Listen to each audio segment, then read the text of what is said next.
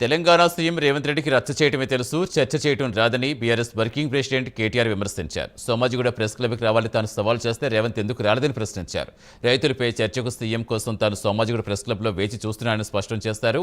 తనతో చర్చకు రాకుండా రేవంత్ ఢిల్లీకి పారిపోయారని సెటైర్స్ వేశారు. తాను చెప్పినట్టుగానే చర్చకు వచ్చారని రేవంత్ ఎక్కడంటూ నిలదీశారు. చర్చకు వచ్చే సత్తా లేనప్పుడు రేవంత్ మరోసారి సవాల్ చేయొద్దని హితవు పలికారు. రేవంత్ ఢిల్లీ వెళ్లింది యూరియా బస్తాల కోసం కాదని విమర్శించారు.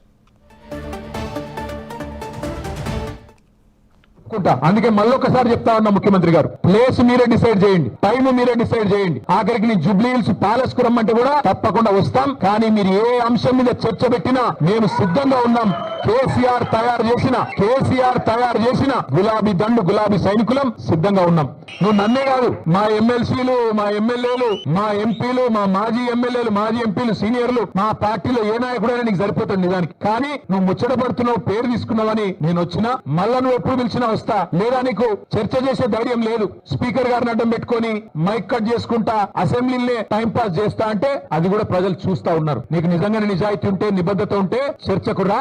లేకపోతే ముక్కు నేలకు గీసి కేసీఆర్ కు క్షమాపణ చెప్పు. తప్పుడు కూతలు కూసినందుకు నాకంటే